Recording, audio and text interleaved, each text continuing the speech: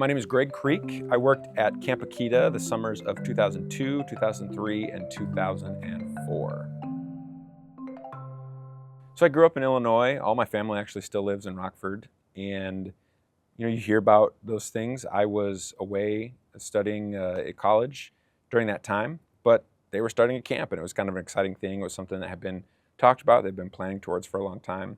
But the person that I met with, who was the camp director at the time, was Larry Schneider, and he offered me an opportunity to come do music and climbing wall at Camp Akita. My name is Stefan Brooks. I was a camper at Camp Akita in the summers of 2002 and 2003, and then I returned as a staff member in the summer of 2006. I had never seen Camp Akita before I showed up, and I actually got there late. I had some previous engagements, and so I ended up coming in Sunday night very late after camp had already started. And I had never been there. I got lost. This is pre-Google. This is, pre, cell phones getting you there. And man, I got lost. I was driving around in cornfields out in the Galesburg area trying to find, where camp was. And, pulled in and, it was dark, so I couldn't really see anything. But, I slept, I think that first night I slept out in a field by the climbing tower, just because there were such small quarters, and we were sleeping in the old Boy Scout lodge. That was like the camp staff who weren't counselors, like that was where they were staying. And it was definitely, it was rustic. Showers were sunbags, that we put on the building of an old shed or something like that was out there at the time. And yeah, it was rustic. It was rustic. It felt very rugged. Like I remember we stayed in tents outside, and you had to like walk to the bathroom, and there was outdoor showers, and it was just very yeah, rugged. The shower, it was just like outdoors, and there was like trash bags, I guess, kind of like around to give you privacy, but you just would go shower on like you'd bring your shower shoes and like shower on like pebbles basically, and you'd get a certain amount of water every day. And so people wouldn't shower every day, of course, and we're 9 and 10 years old. We don't shower anyway. But yes, it was a very rudimentary setup, to say the least. But we all loved that. None of us cared, that we didn't have cabins built, or, there wasn't a dedicated mess hall, and we're getting our dinner and lunch and eating it outside on picnic tables. Like, I think every camper just really was happy to be there and enjoyed the experience. But I do definitely remember it being very rugged. And looking back, it was kind of like, wow, I can't believe we did that. Back in those days, there was like I want to call it a cabin, but it wasn't really a cabin, but it was like the main sort of building right when you drove into camp. And it was really small. And there was a kitchen in there. And so they would set up tables, and you'd walk through the front door, like assembly line style, get your food and walk out the back door. And then you'd sit at different like picnic tables based on your cabin that you were in. So yeah, we did not eat inside ever. And if it was like raining, we'd all try to like huddle under the like any protection that we had, and eat our meals that way. So I did not have any regrets about how rustic things were, because it was also pretty exciting to be there the first summer that Camp Akita was in existence. Like, you knew that you were a part of something special to be the first year at a camp. I had spent 2 previous summers working at a camp. My first summer at camp was the last summer for Dale Zigley, who had been the camp director in Wisconsin for decades. And, to just kind of see the culture and to be a part of something where he had been there for so long, you see a lot of special things. And so then coming to Akita, where it's brand new, and everything that we did, like, had this like and potential, this anticipatory element of, whoa, is this going to be the future? Like, are we creating traditions? That was so exciting to be a part of that. Never regretted it. Obviously, there were days where, taking a sunbag shower that had not warmed up fully was invigorating. And maybe sometimes I regretted the invigoration that those cold shower bags offered. But for the most part, it was a great experience. I'll share one as a camper and then also one as a staff member. Um, so as a camper, I remember one of the nights it rained like no other rainstorm I'd ever experienced before, and we were staying at that point in these like canvas tents. And I remember the boys director having to go around to every tent and like make sure that everyone's um, belongings were like underneath their beds and like not outside. And we had to like basically strap down the tent to make sure it wasn't going to get blown away at night when it's just like pouring, I mean, inches and inches of rain. And then I remember waking up in the morning and like he had to come back around and like untie all of the flaps for the tent so that we could get out. Um, and you're just like stepping in just pools and pools of water. That was like so memorable to me of just like, yeah. Uh, Shortly thereafter, I think they announced like, oh, we're gonna start building cabins so we can all stay inside. And that was like, huh, I wish we would have had that last night whenever we were just being inundated with inches and inches of rain. So one of the memories that I have, the summer of 2004, I'm pretty sure, because we were using the old side of the camp and the new side of the camp, we had an old school bus that we would use to transport people back and forth because we just didn't have enough place to put all the campers. And so we actually had a couple of girls' cabins that were in the old Boy Scout lodge on the old side of the property. And so we had this bus, and one of the responsibilities that I had was to kind of do some of the transportation for the campers, around to different spots during the day. So it was Sunday afternoon, so it was our off break. Everyone had left. We had taken care of cleaning the camp and everything. So we just kind of had some downtime before our campers came. And so I had hopped in the bus to go take care of a few last minute things, and then I was going to be done. And I came out of the fire bowl, the old amphitheater that they used to have, hopped in the bus, fired it up, put it in reverse, started backing out, and I checked my mirror on this side, and I'm already moving though, and I looked and I glanced into this mirror, and right as I did, I slammed on the brakes and I backed right into Ken Denslow's minivan. And I did some damage. Oh man, I was like, my stomach sunk because I was just like, oh man, this is bad. And so Ken, I think it maybe kind of knew that it happened, and I was trying to find him.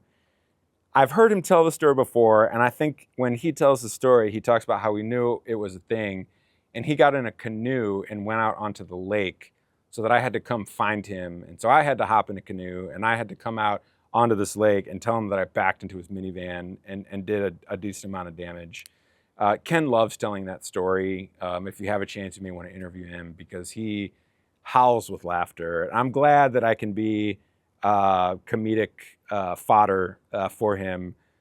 But there was nothing that was funny about that experience for me at the time. But definitely looking back, he handled it with such grace and kindness and compassion, which was another reason why I liked working at the camp, right? Larry was that way. Ken was very much that way. But that is definitely a memory that I have, is backing into the conference presidents. And especially, I was a theology major. I had grown up in Illinois. Who knows? I was looking for a job. Am I going to get a job in Illinois? Maybe, definitely not after I backed into his van. I remember early on in the summer, before any campers were there, just the time and attention and detail that went into preparing the camp for the kids coming. And we ran through different drills and scenarios and just really put a lot of time and attention into making sure our areas were clean, that we had clear instruction, that we knew what we were doing like every week that kids were coming so that they would have like the best experience possible. And I remember that was just like really cool having the perspective of being a camper and then coming back as like a staff member, just like knowing kind of peeking behind the scenes to see how much like the staff really cared that every kid was going to have a wonderful experience, and that we were prepared for every type of contingency possible, so that obviously all the kids are safe, but that they're having as much fun as they could possibly have. And I remember that was just a really eye-opening experience of like people really care about this place. It's a special, magical place, and they're really taking their time and effort to make sure that every camper who's coming is having a wonderful time and can leave that week wanting to come back again, and be able to say like this, could have been the best week of their life.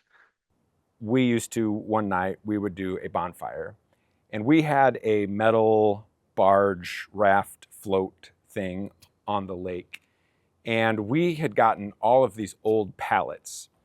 And so we decided, Ben Mitzelfelt decided, and I, we're going to build a bonfire on this barge, and we were going to have our Vespers there on the lake.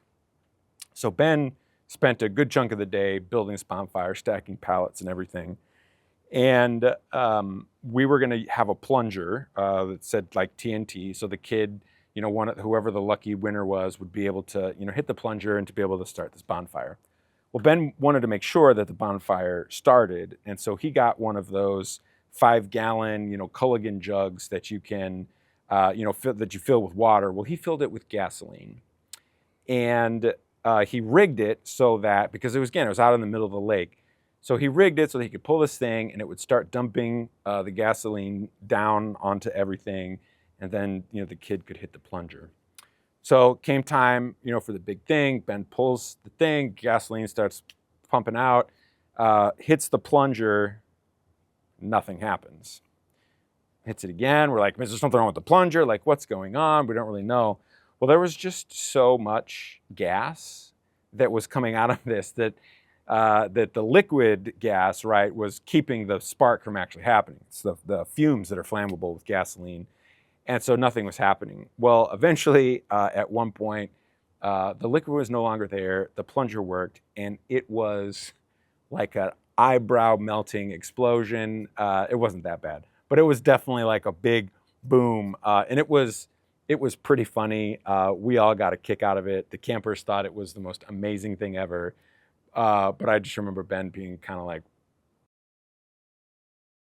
Growing up for me, my family moved a lot. And so we weren't really around too many people between my age and my parents' age, sort of that in between sweet spot of like high school kids or college kids. And camp was sort of the first experience where you got to see people who were Adventists, who are going to Adventist universities and they wanted to spend their summer, working at camp. And that was really cool. It was the first time I think that like church was like cool to me in a way, and not that being cool is like a prerequisite for church, but I think it made it something that I wanted to do. And then seeing someone like Greg up there, leading the songs and playing guitar, and it was like, I want to learn how to do that, and that was just how I got into music was like I went home that summer, taught myself how to play guitar, and then I found myself, 4 years later, like doing what Greg did at camp, hopefully inspiring the next generation of kids, to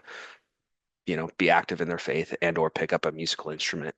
And so, all of that would not have been possible without camp, and it's a special place. I'm sure my parents didn't know what they were doing whenever they sent us there. They were probably just happy to have a week free of kids. And so good on them for that. But like it really was life changing for me and made a lot of good friends and a lot of good experiences out of it. So, camp is a special place and definitely would encourage people to continue to send their kids there, and continue to pour into it. The resources needed because it's a special place and yeah, it's changed a lot of lives. I knew that I didn't have to be a pastor in order to work with young people, in order to be engaged in ministry, because so many people in my life, as part of the Illinois Camp program through Wilderness Survival, people like Mark Graham and Rodney East and Jeff Mitzelfelt, Michael Adair, they were such a huge part of molding and shaping me as a young man that I knew that I could be a part of ministry without being a pastor, because none of those guys were pastors. But I worked at camp for a summer and I realized that I would not be happy doing anything else. Like I knew that I could do nights and weekends, but I wanted more than nights and weekends to be able to work with young people. And that's why I decided to go into pastoral ministry. My first summer working at camp, it was the thing that kind of completely changed the course and direction of my life. Changed my degree from from engineering to pastoral ministry to be able to work with young people. And summer camp provided that opportunity, provided that ground, that fertile ground that I needed to be able to make a big decision like that.